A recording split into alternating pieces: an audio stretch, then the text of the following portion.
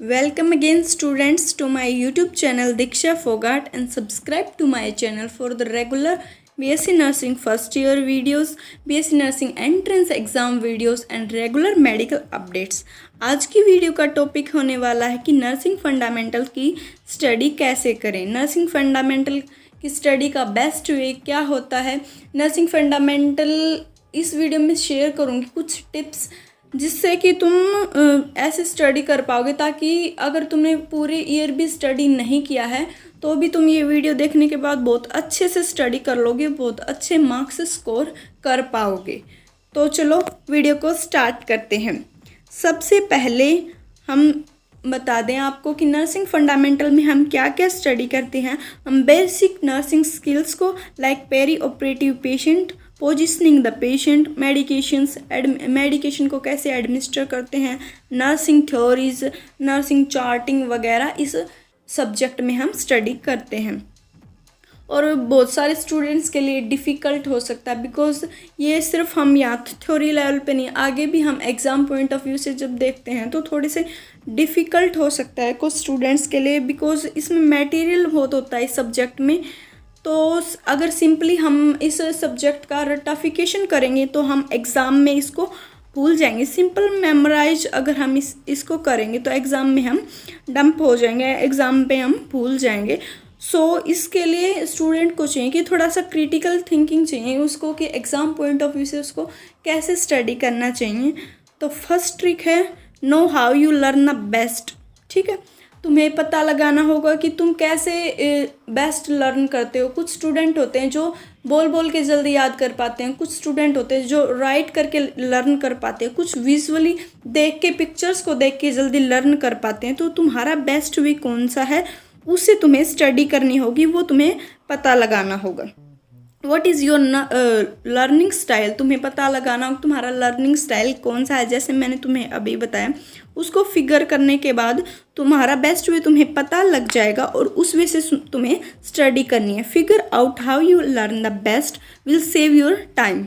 ठीक है, जैसे हम अपनी जैसा हमारा वे होता है स्टडी का, अगर हम उसी वे से स्टडी करते हैं तो हमारा जो टाइम होता है वो भी कम लगता है। हमारा टाइम जो होता है कम लगेगा, सेव होगा हमारा टाइम बिकॉज हर किसी की लर्निंग स्किल्स अलग अलग होती हैं। Different learner learn a different way.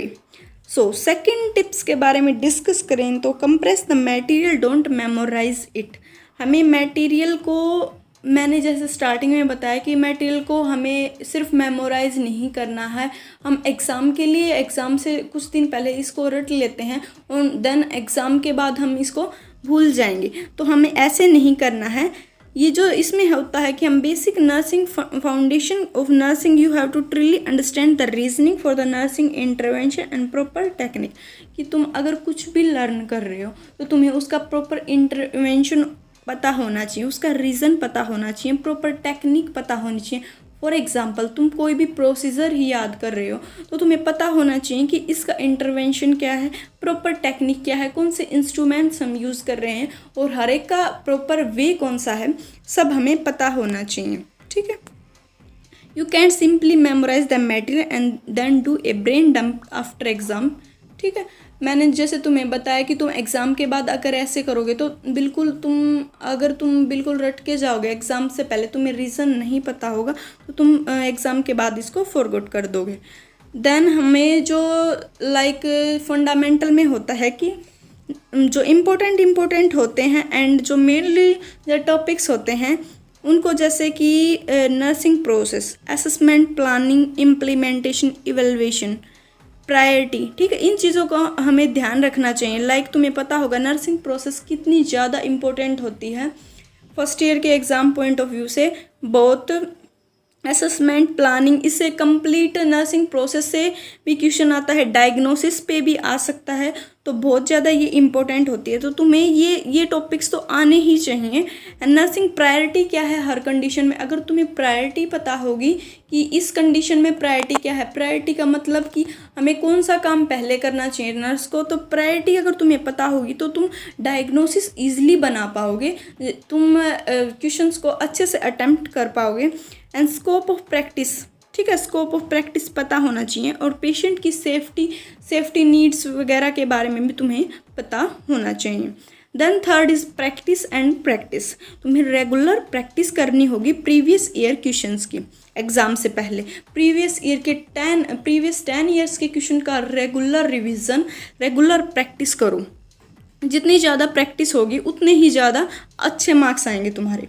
Then fourth is choose book on your own interest. ठीक है, तुम्हें वो बुक चूज़ करनी है जिस मतलब लाइक एनाटमी से ही या फिर फंडामेंटल से भी, किसी के लिए भी ले सकते हो, बट तुम्हें ये ध्यान रखना है कि नर्सिंग फाउंडेशन में भी स्टूडेंट्स अलग अलग टाइप की बुक स्टडी करते हैं। ठीक है, ये नहीं है कि बस एक ही बुक है तुम एक से पढ़ रहे हो, इसका मतलब ये नहीं कि सब एक बुक से, तुम्हें अलग अलग बुक में देखना है और ये देखना है कि तुम किससे अच्छा पढ़ पाते हो। ठीक है, किस में तुम्हारा इंटरेस्ट बन रहा है, कौन सी बुक तुम्हें अच्छी लग रही है। बिकॉज अच्छा मटेरियल होगा तो तुम अच्छा स्टडी करोगे और अच्छा ही लिख पाओगे।